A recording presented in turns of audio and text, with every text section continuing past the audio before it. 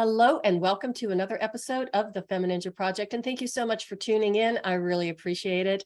I have, as always, a fantastic guest with me today, but this one is really special and I think you're going to love hearing his story. His name is Robert Peterson. He is an author, podcaster, coach for entrepreneurs, co-founder and president of Add Value to Life Consulting. He and his lovely wife, Noelle, believe they were meant to encourage one another and build each other up.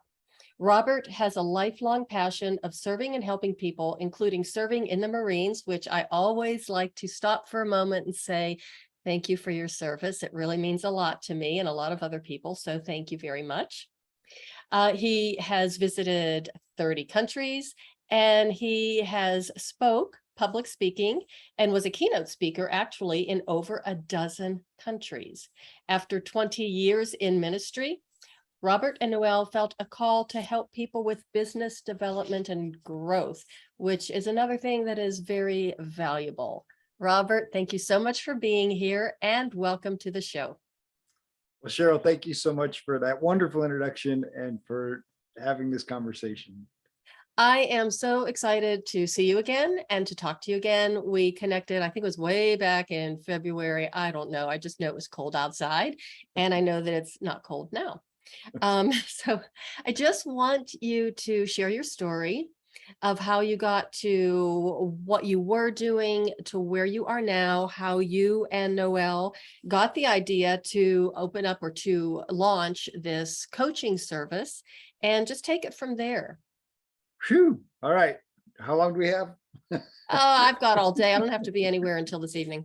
Perfect.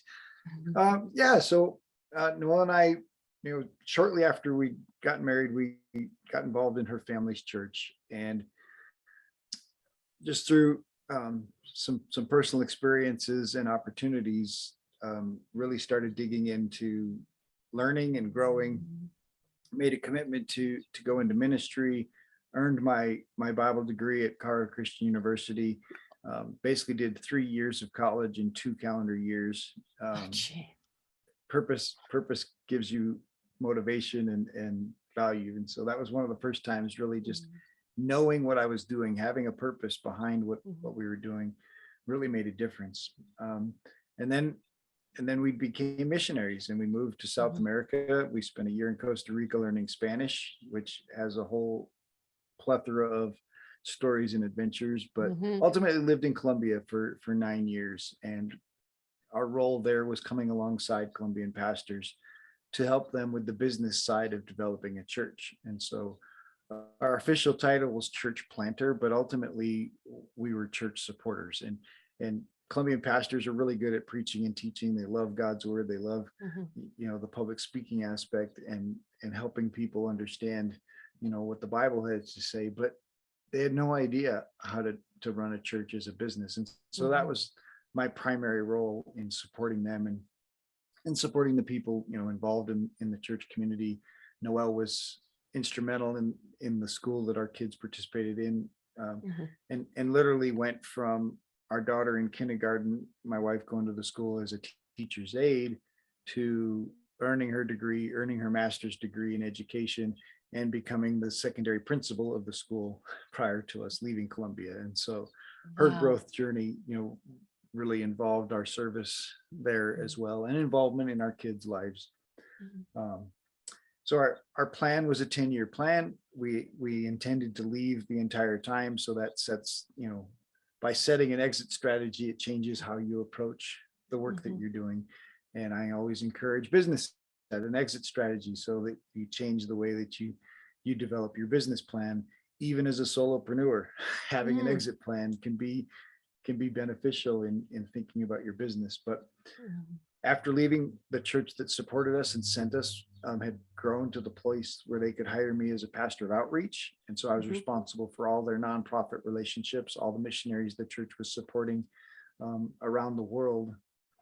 And I really worked to change those relationships from a transactional relationship where we're just sending them money and they send us information, to a relationship of, hey, we really want to get to know you. We really want to love on you. We really want to care for you and support the work that you're doing. Primarily because when you get into trouble and things start to go wrong, we want to make sure that you are willing to ask for help rather than a transactional relationship where if you're in trouble, you feel like, oh, they're gonna stop sending the check.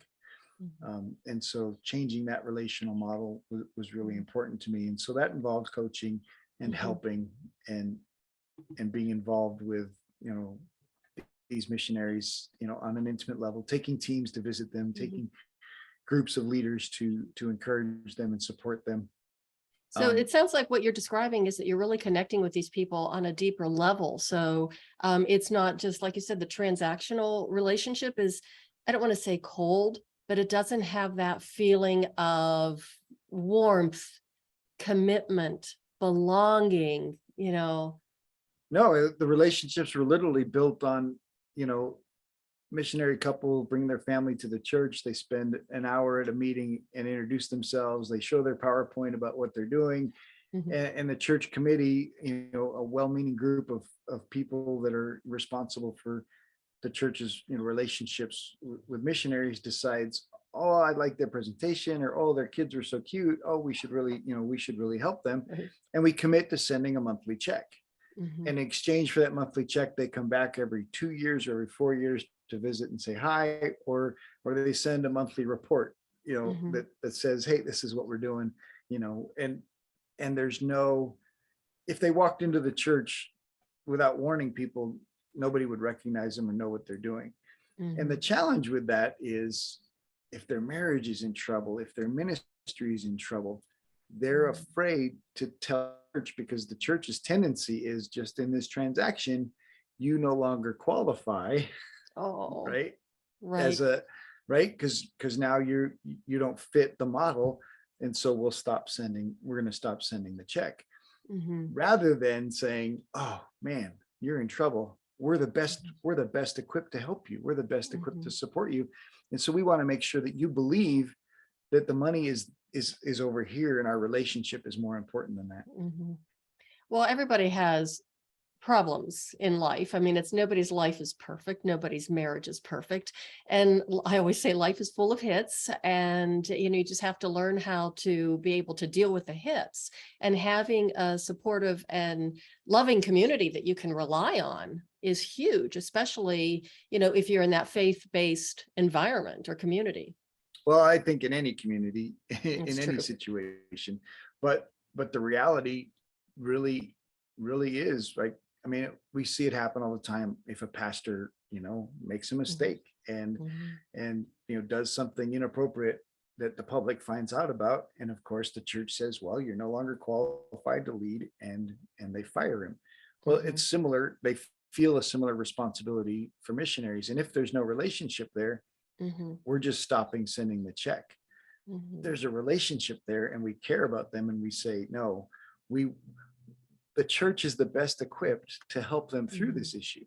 And a lot of that isn't necessarily based on actual statements or actual thoughts. This is expectations that the missionary would have, or that the church would have. And so the reality could be completely different. But is it worth the risk? Right. And so I've seen marriages fall apart. I've seen ministries fall apart. And the people haven't been willing to ask for help because of fear, of losing their monthly income. Right. And so trying to take away that fear, trying to create opportunity to, say, hey, we're here. And we're here whether you're having struggles or not. Right. We want to help you get to that next level, even if everything is fantastic. Imagine, working and having the support to get to that next level when things are going fantastic, right? And so that's what it's really about. It's not necessarily about, hey, if you're in trouble, we still want you to call us. We want to help, but really we want to help all the time. But we also want you to know that it's safe. This is a safe space, that you can have a struggle, you can have a real marriage, and we want to come alongside you and make it better. Do you think that fear is not only just fear of losing their income, but the fear of being judged, or the fear of, admitting that they're in trouble or they need help? Because that's really a tough situation to be in, to be that open and honest and vulnerable, and you never know what the outcome's going to be. So you're really taking a chance by asking for help. Well, absolutely. You're in a position of leadership. You're in a position of authority. You're in a position where you go to all these churches and they welcome you in and they put you on a pedestal and they celebrate. Oh, these are our missionaries. They're working in Colombia. These are our missionaries. They're coming from Africa. They live in Africa, and everybody applauds and stands up. And it's almost, there's a fame element to it. But even when you're working in that country, you're the outsider, and there's this expectation, similar to a CEO, similar to an entrepreneur, right? You're the one that's supposed to know all the answers. You're the one that's supposed to be doing it right in your own life. And so, yeah, this is exactly why the work that we do with entrepreneurs is what we're doing, is because of these foundations that were laid in the work that we did with missionaries.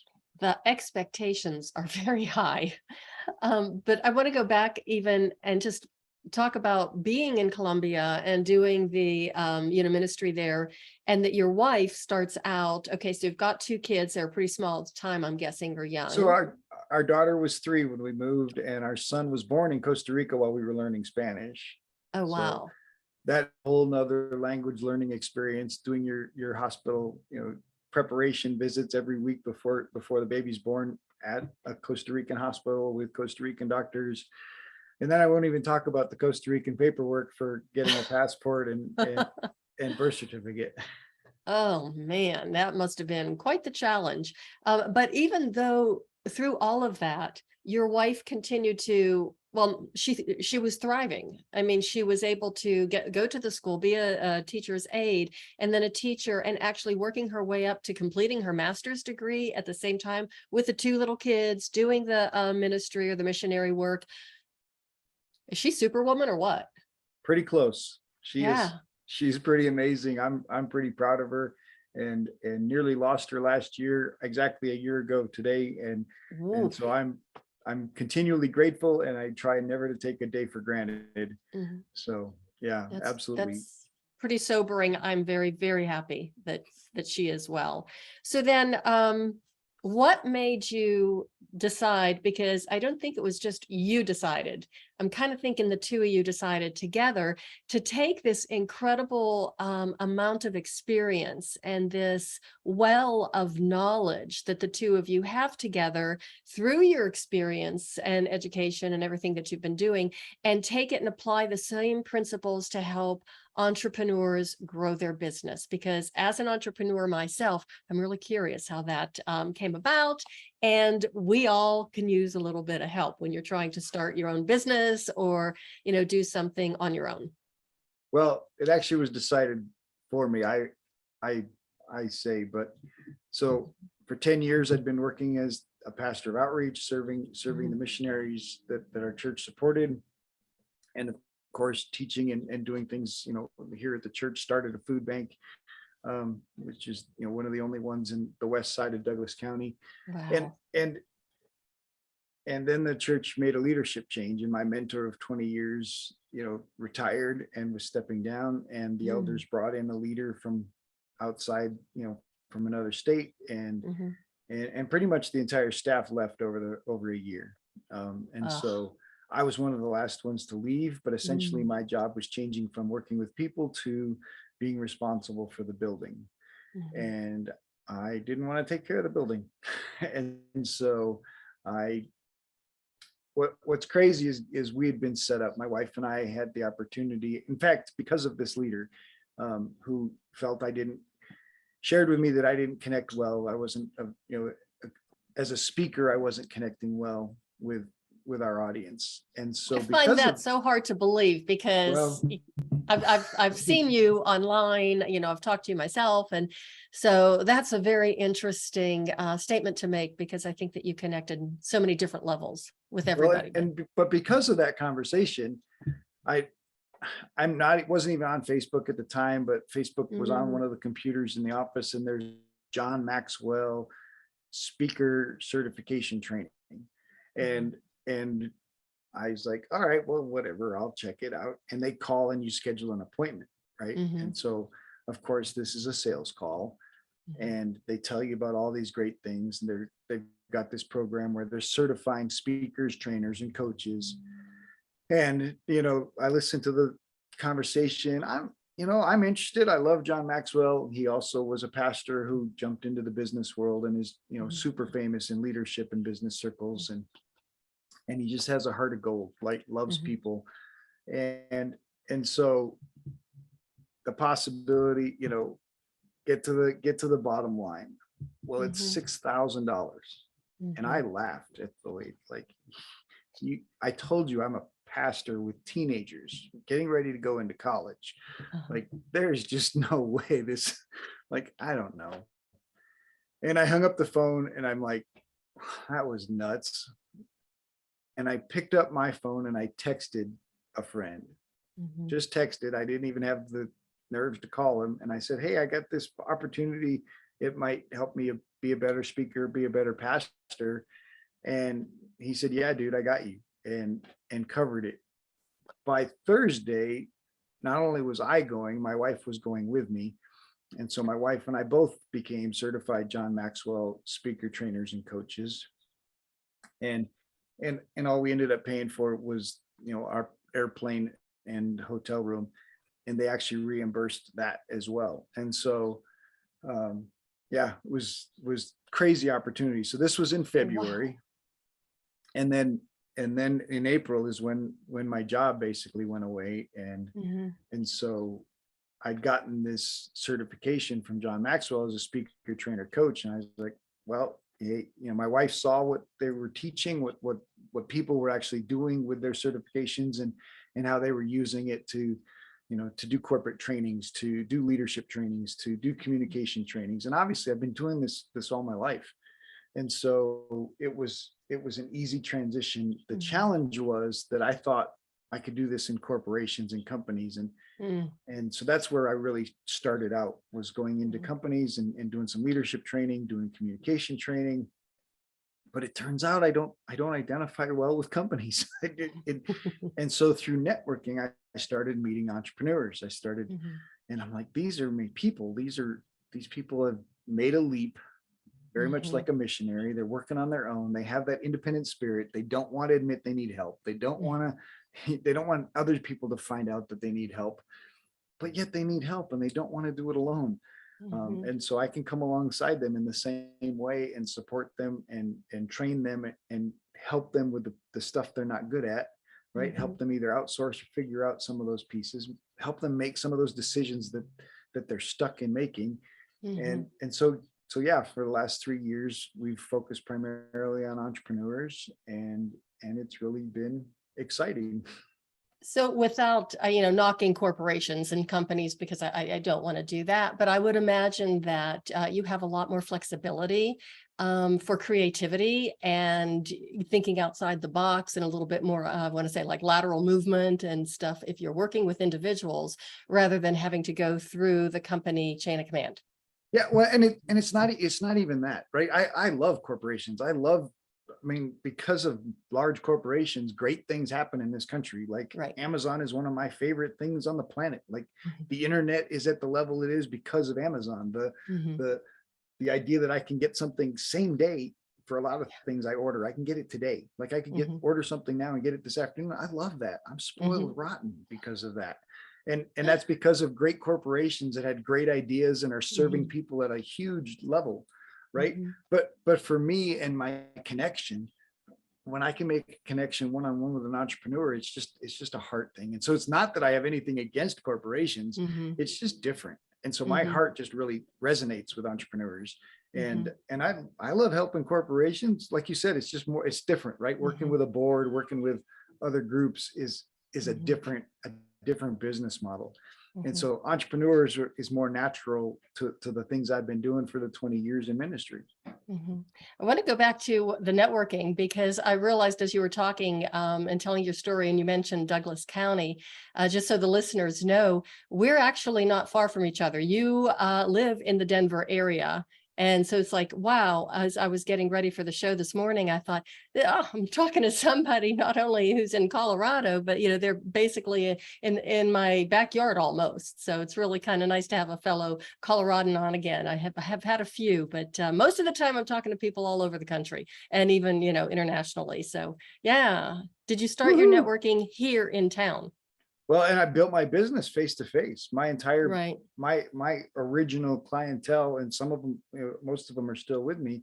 I Mhm. met face to face in Lakewood Mhm. in the tech center, and we were Mhm. doing our meetings at. I was renting boardrooms, for an hour at a time in Lakewood and in the tech center, and Mhm. literally had one Littleton starting on March 17th of 2020, and I sat in a boardroom alone. Because if anyone knows or remembers, obviously that was right after the NBA had shut down and networking was shut, everything started to close Yeah. and was shut down, and people had no idea what was happening. And so, Right. yeah, my face-to-face networking and connection died on March Yeah. 17th. Yeah. and Well, and pretty much everything did. and So yeah. I made a ton of mistakes over the next. So Oh, I yeah. shifted my existing clients really well. Like they jumped onto Google Meet, and Mhm. it's just like Zoom, but I use Google for my domain name, and so it's already paid for. Mhm. And Google Meet was ramping up, obviously, just like Zoom ramped up, Mhm. and worked really, really well.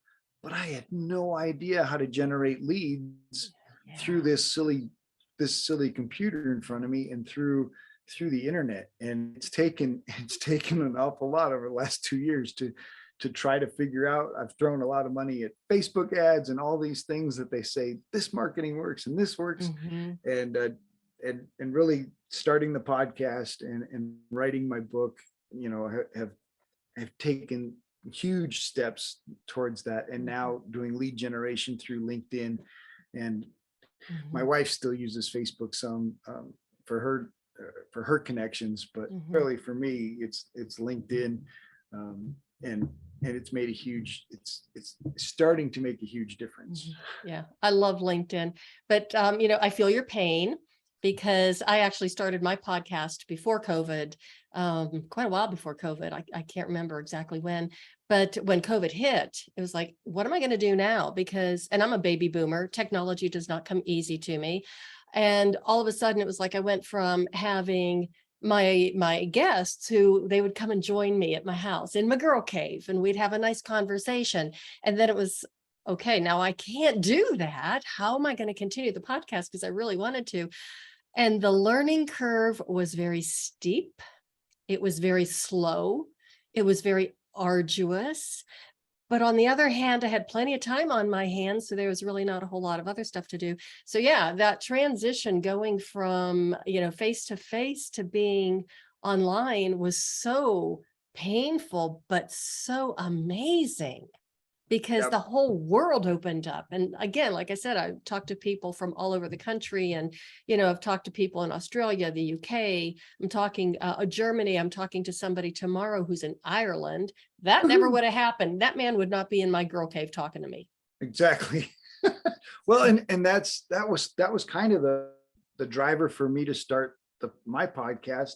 Was more about, I want my clients to experience this person, right? So I made an Mhm. A list of people that I want to ask questions for the sake of myself and the sake of my Mhm. clients. And so there's a little selfish element. There's this, and of course, I I started the podcast a year and a half later than I intended to. So January of 2020, my wife was sitting in a room with 100 other entrepreneurs, pretty exclusive group of Uh-huh. entrepreneurs, got invited down to an event in Orlando, Wow. and wrote it right on the top of my journal, starting a podcast. January of Mhm. 2020. Came home, bought all the equipment. I got mics and I got a soundboard. I got all this stuff. I got a movable desk and now lighting and everything. And I didn't start till July of 21. And so talk about a kick in the pants. Okay, But so why did it take I that long? I I don't know. Just I guess it just didn't get up the priority list, right? I mean, I got so caught up after COVID trying to figure out on my own, right? Mm-hmm. And so it really took Yeah. And then of course, now that I'm a year in, literally, we just celebrated our 1 year anniversary, 200 Congrats. episodes. Woo, congratulations. I'm getting close to 200 now. You're actually 194. Woohoo. Yeah, Thanks. it's fun. Yeah. And so what's crazy is it got so much momentum. And I started with people I'd met networking, people I'd met locally. And I simply ask every guest, who do you know that would make a great guest that you'd be willing to introduce me to? Mhm, And every person introduces me to 2 or 3 people. Well, mhm. if you're interviewing one person a week and you have 2 or 3 people lined up, I had 20 in the can, and I'm looking at it going like 20 in the can means that's 6 months. Mhm. And so now we release 4 episodes a week. Wow. and and the podcast has taken on a life of its own. But Mhm, we've had some amazing guests, and we just continued. Bob Berg, who wrote The Go Giver, Mike mhm, McAllowitz, who wrote the book Clockwork and Profit mhm, First. Nick Santana-Tasso is a mhm. young 25-year-old with no legs, one arm, and one finger, and he's a Wow. bodybuilder, and he's working with Tony Robbins on stages, That's and he's amazing. working with The Rock in weightlifting and bodybuilding. So, I mean, just we've met some incredible people and had some incredible conversations because of the podcast. And so I have a Mhm, network of 200 people now that have been on the show that are friends, that we've had these same mhm, conversations. It's how you and I mhm, met, even though we're in the same city and we haven't mhm, met face to face in a mhm, networking event for some reason. mhm. But now we've met through the podcast and through these conversations. And someday we're going to sit down and have coffee together. And I am really looking forward to that. And by the way, I'm near the tech center, just so you know, so I'm There you not far from go. there. But it's amazing. It's, just listening to that transformation and the flexibility that you had to be able to go from, oh, do I really want to do this? And then taking that leap of faith and just getting in there and starting the podcast and it taking over a life of its own is just truly remarkable. And I think, again, that's one of the gifts that came out of, number one, COVID, but just having the flexibility to go with the flow and change. And the other thing, 4 podcasts a week. Whew, last week, I did 6 interviews in one week. So, 3 of them were for my show, 3 were for other people's show, but it was an awful lot of work. And I was sitting there thinking about doing the production because a lot of podcasts are a lot of work, post-production, a lot of work, but you have kind of like the master of production. She really truly is the Jedi master. So Noelle takes care of all of that, correct? Well, actually, Noelle only takes care of part of it now. So she does edit the Oh. videos, and we do so and really so we cut out 2 clips. So there's 2 1-minute clips that get cut out, and Mhm, those get made pretty for posting on social. mhm, And then we add of course, we add an intro and we add an mhm. outro.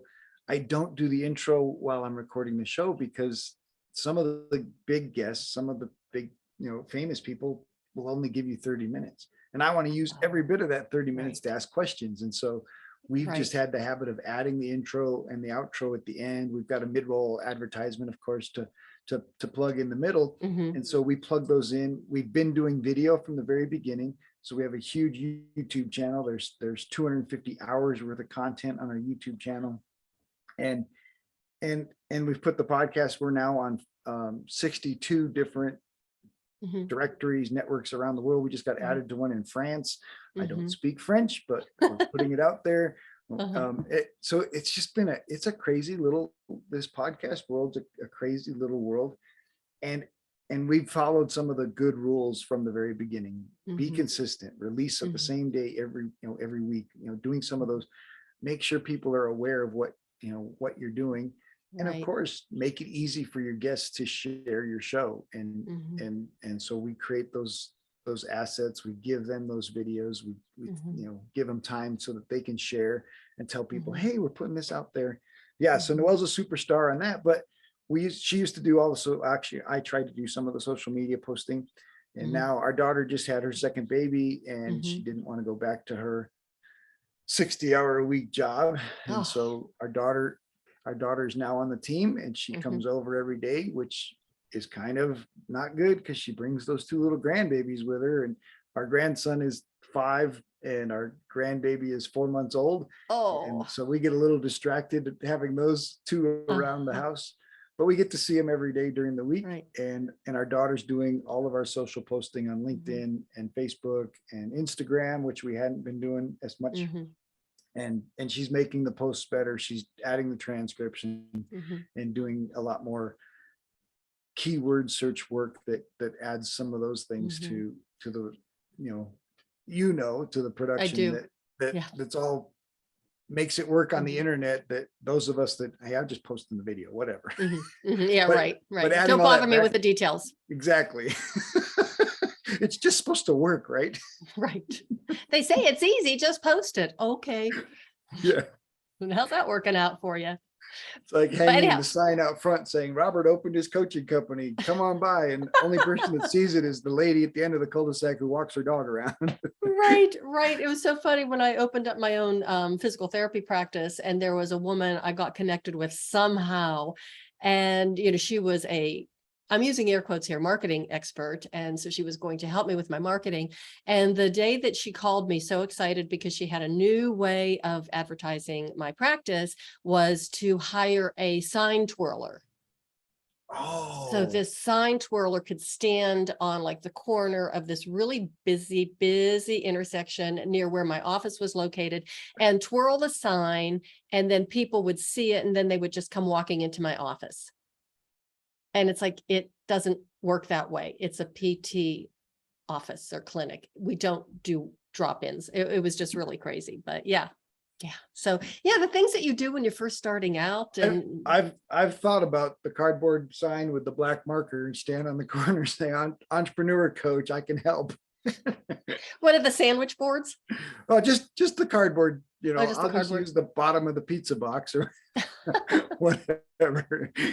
God, that's pretty funny, but wonderful distraction of, though, not only just this little tangential conversation, but what a wonderful distraction having the grandbabies there. It's kind of what I would call a champagne problem. It's a good problem to have. It's a nice one to have. But so we've been talking about your podcast. Why don't we tell the audience what the name of the show is and how they could find all of this wonderful content? Yep. So it's add value to entrepreneurs. And so add value, the number 2 entrepreneurs, .com takes you to our website, which can get you to any of the podcast channels. But if you search for add value and entrepreneur, it's going to pop up on any podcast directory that you happen to use. We're on Amazon and Audible, and of course, Google and Apple and Spotify, which are the other 3, primary ones. But we also have video on our YouTube channel, which you can find with the add value to life. And so it's just one word different. One's the company name, one's the podcast name. Okay. But tons of beautiful content, tons of beautiful people that we've had great conversations with. And so, yeah, you can search those and just find wonderful entrepreneurial journeys, right? And Okay. sharing their struggles and stories. I like that, sharing their struggles and stories. That's really important, because a lot of times we see these very successful entrepreneurs and they're just so successful, and it was like it happened overnight and it was just so easy for them, and you're going, oh, it was just so hard for me. And it's like, no, nobody really has that smooth little trajectory upward to success, do they? No, well, I mean, I think entrepreneurship is the ultimate crucible, right? I'd say marriage is a crucible for relationships. Entrepreneurship is a crucible for personal growth. And the entrepreneurs that lean into it and choose to grow can experience great levels of success and great levels of impact. Entrepreneurs that don't just own their job and are employees to a terrible employer, typically. Okay, so we talked about your podcast. We talked a little bit about your coaching, and now I really want to hear about the book, because you just published a book like recently, just a few months ago. Yeah, so I, decided to take the stuff I'd been using coaching our clients, and really the original motivation was, man, my kids are both adults, and I'm learning all this entrepreneurial stuff and applying all this entrepreneurial wisdom to my life and for my clients, and so much of it isn't taught in school.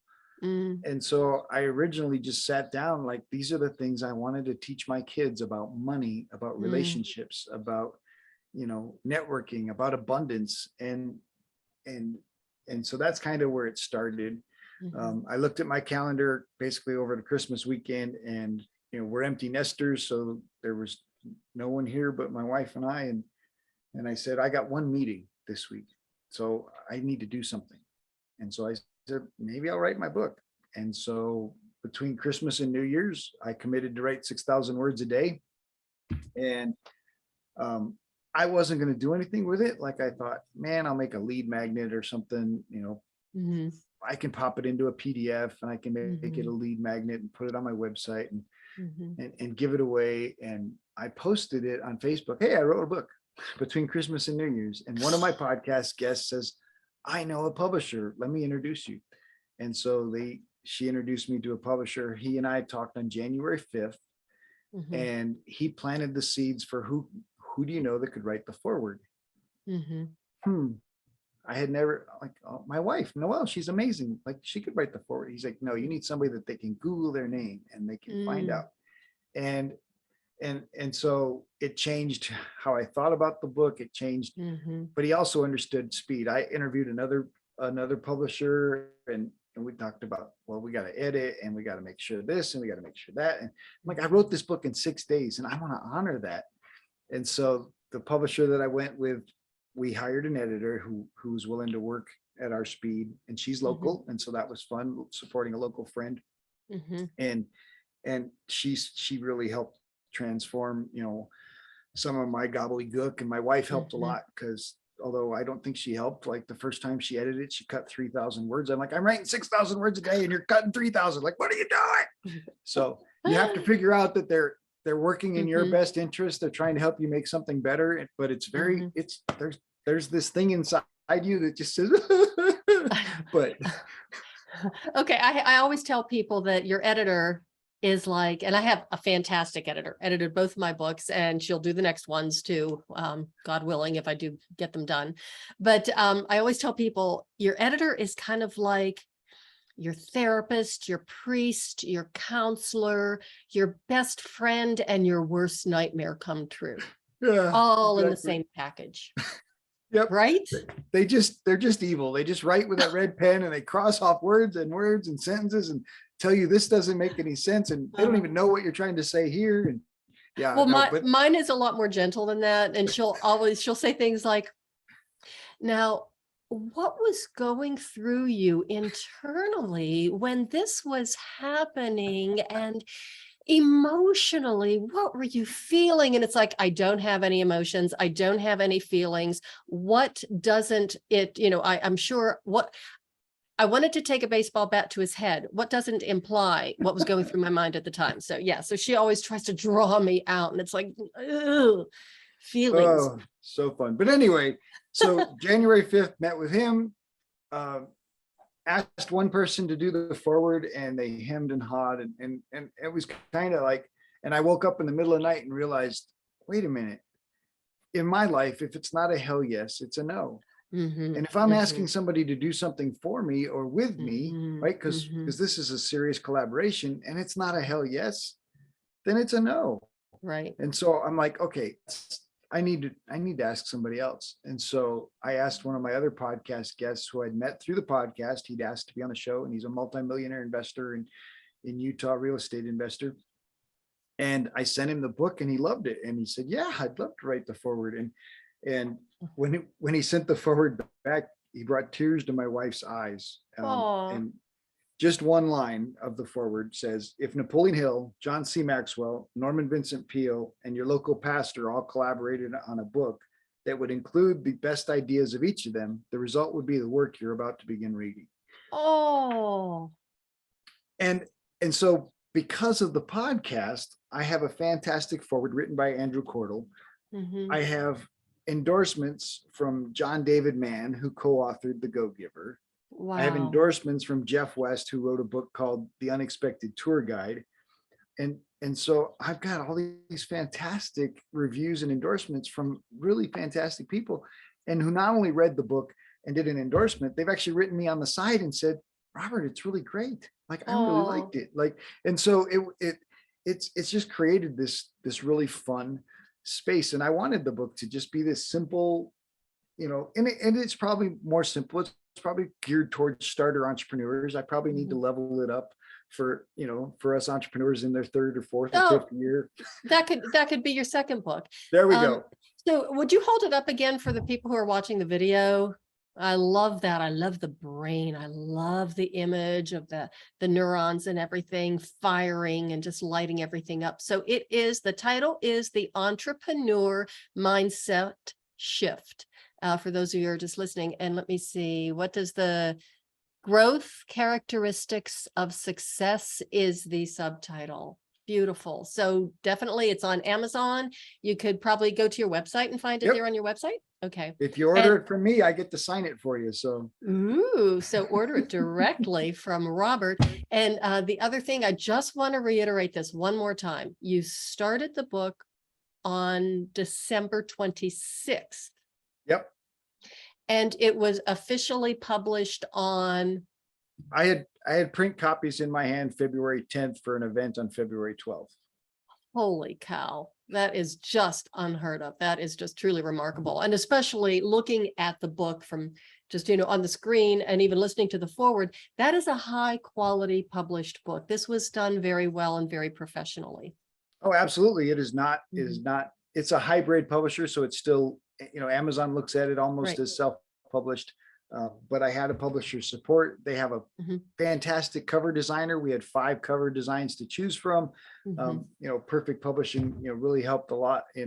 in doing the pieces of publishing that, I could have shortcutted and I could have self-published, Right. but I've gotten so much value and marketing momentum just from the relationships that it's Mhm. created. And so it's done a lot. My wife and I got invited to Washington, DC, and we took our books, both she's written a book as well, and took our books into the Library of Congress and got pictures of us holding our books in the Library Wow. of Congress. And so, yeah, just some fun. And in front Yeah. of the Washington Memorial, in front of the Lincoln Memorial. And Wow. so did this little fantastic book tour and speaking tour in Washington, DC. And And we've when also was that? July 4th. We were Oh, in Washington, DC over the July 4th holiday. oh my gosh. What a Yeah, crazy time to be there. exactly. It was pretty crazy. We did That's all our amazing. photos on the mall on the 3rd. Uh-huh. So lines and lines of porta potties and fences, but not as big a crowd as July 4th was. Woo! Oh my goodness. Robert, that's just amazing. So now if people want to connect with you, where can they find you? I know, obviously you've said LinkedIn, but go ahead and list the social media sites that you're on. Once again, do give us the link to your website. Anything else you want to share with us? Again, the podcast, just run by that one more time for us, please. Absolutely. So our website's add value, the number 2 life.com, add value Mhm. to life. And our podcast is add value, the number 2 entrepreneurs.com. And so find both of those. I am on LinkedIn and Facebook. Robert Peterson, Robert C. Peterson. I think you'll find it. I'm the bald, good looking one. And so we're connected with Cheryl. And so make sure you have mutual connections and I primarily use LinkedIn, Mhm. try to post, regularly on their snippets. And of course, all the podcast does go out on our Instagram and Mhm. you can find all those links on our website too. So addvaluetolife.com is the best place to kind of center yourself to find all the links to all the other stuff. Excellent. So what final pearl of wisdom or pearls of wisdom would you want to leave the audience with before we sign off? Well, we didn't jump into money a lot, but you need to make money to have a bigger impact. So Mm, stop overthinking the money and add more value to the world to make a bigger impact. excellent. Boy, that's really good advice. Robert, thank you so much for being here today. I really appreciate it. And I do want to have that one-on-one or that face-to-face cup of coffee with you and just, sit down since we're really not that far away. It's not like you're in another country. Exactly. Well, thank you so much for being here. I really appreciate it. Cheryl, thank you so much for the opportunity, for the wonderful conversation, and of course, your friendship. And back at you. I really value our connection. I value our friendship, and you're just a pleasure to talk to. Thank And you. everybody, thank you for listening. I really appreciate it. And do check out Robert's website. Do check out the podcast. He's had some amazing guests on it. I stalk him a little bit on LinkedIn. I'm going to have to be a little bit more aggressive doing that because he does have some fantastic content. And once again, thank you so much for listening. And remember to add value to your life every single day because you are worth it. And that is the way of the FemiNinja.